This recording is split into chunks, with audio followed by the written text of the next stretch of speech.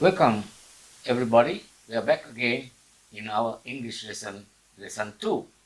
In lesson 2 we are going to start about business English. We are going to deal mostly with business English, and with business English we need to know how to write and how to speak.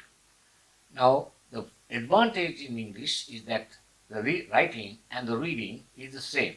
If you speak grammatically perfect English, you can also write grammatically perfect English. So it's very easy to understand the English language.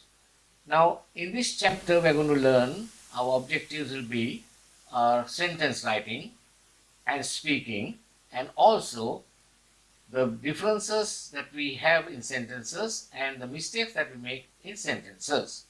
So let's go to the program and the first components of a sentence. And as we described earlier, we know that a sentence is composed of 8 parts, and these 8 parts are the important factors that give meaning to a sentence.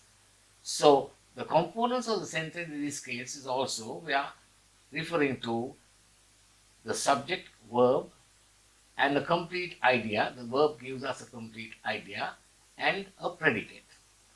Now, complete sentences are called independent clauses because they stand on their own, they have their own meaning.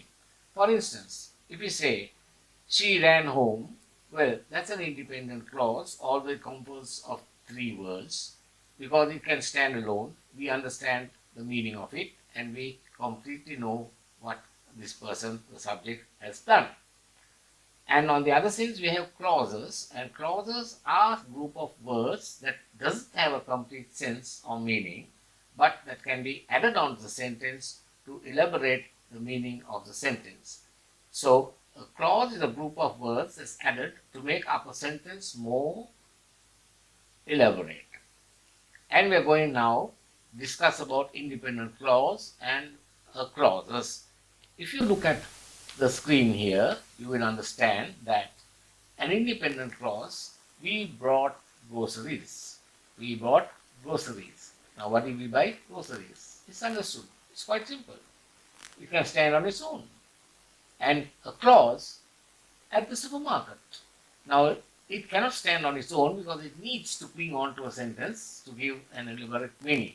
So, if we complete the sentence, we bought groceries at the supermarket. Now you get a complete understanding of the sentence. Now this is the action of independent clauses and clauses. You can add clauses to independent clauses and complete a complete sentence, as you can see in the screen over there. Now let's see. We need to create a thought or a situation. How do we create a situation? We create a situation first by giving an idea. And what's this idea? Idea is a verb. So a verb needs somebody to perform the action. So that somebody is called the subject. And the subject is always a noun or a pronoun, as you can see in the sentence, in the screen overhead. Now, the subject, verb, and the predicate is the composition of a complete sentence. Like the subject, we have different stages for the predicate. The predicate, we have a direct object, and the predicate, we have an indirect object. We need to know what a direct object and indirect object is. So we go to the next slide, and we know that the direct object is an object that answers the question what and with whom. When you couple the subject with the verb, you ask the question what. For example, she has breakfast. What does she have? Breakfast. Okay? So that answers the question what. So when it answers the question what, it's a direct clause. And with whom? Mala went to the hospital with mother. With whom? With mother. Now these are direct objects. So a direct object can keep a sentence independent. But whereas an indirect object has to be added to the direct object to give more meaning to the sentence.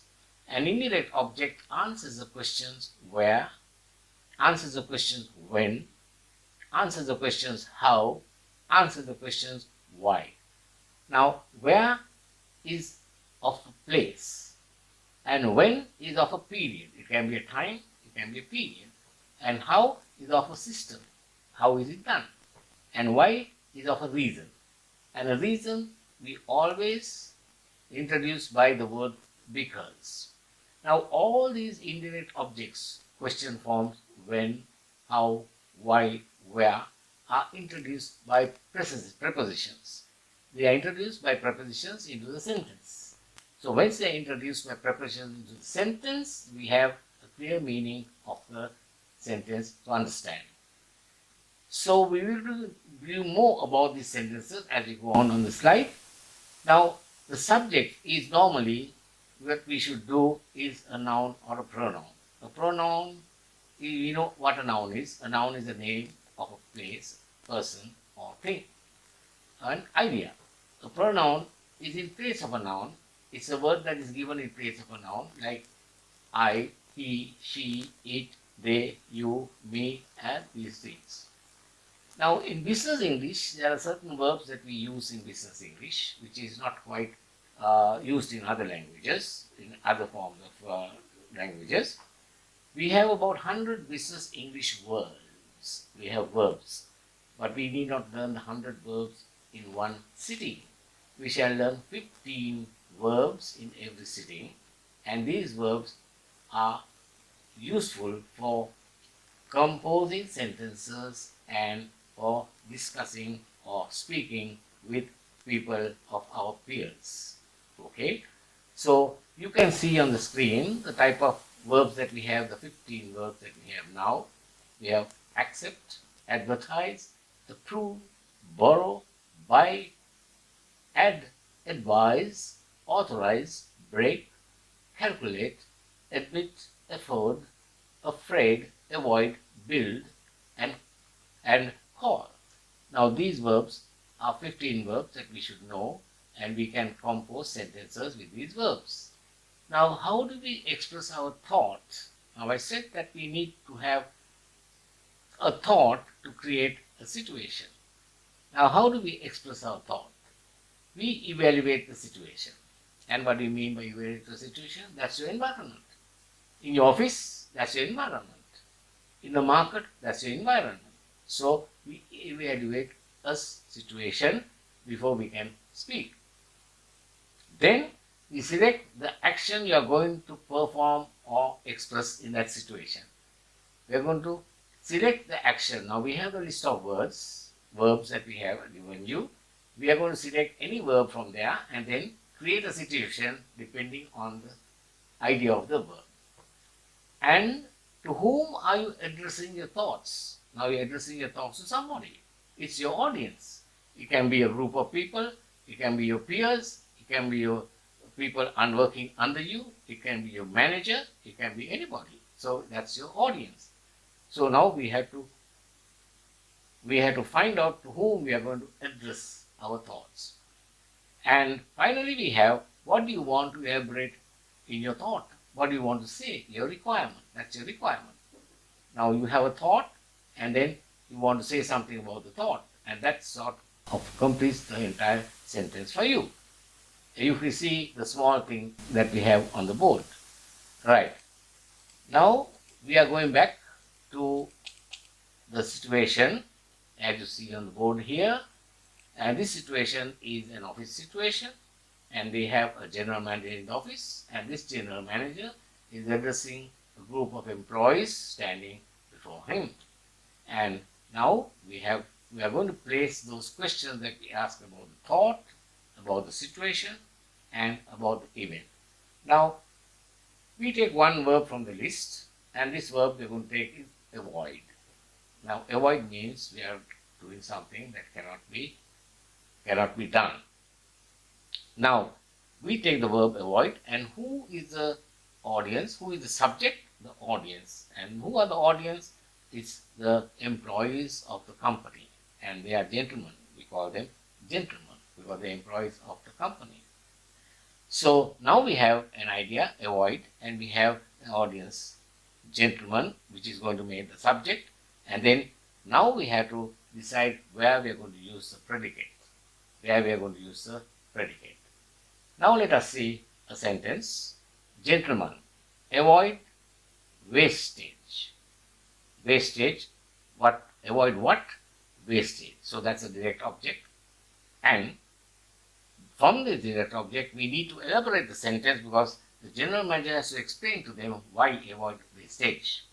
Then we keep on adding questions that we had done in direct objects.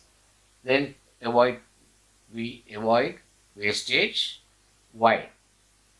Because, now I said why has to be completed with because it is eating into our profits. Now, because is a preposition, and that's eating into our profit is a sentence that we are adding. So it gives an explanation, an elaborate explanation of the sentence. And then we can add some more if we wish to, and where. So, gentlemen, avoid wastage is eating into our profits. Where do we avoid the wastage? In the office. Now it's introduced by preposition in. So we have a complete sentence, gentlemen, avoid wastage in the office. Why? Because it's eating into our profits. Now that gives an idea to all those people in front of you, and it gives an idea to your peers, to your employees, that what they have to do.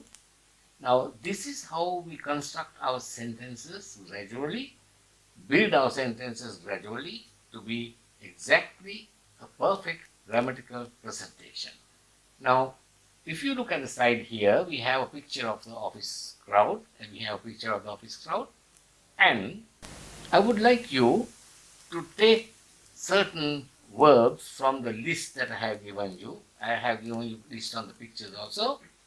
And from each verb, you construct a sentence, an idea, you construct a thought, you are addressing the same people in the office, you are the general manager, and you are addressing your employees in the office. You can construct a sentence, a situation, a thought, and then build up a complete sentence for the duration of that period.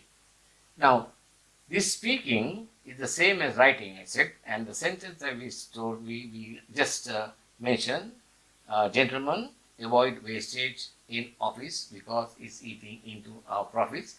I will send an email to you, or I will send a message to all of you that this sentence can be given as a written sentence as well.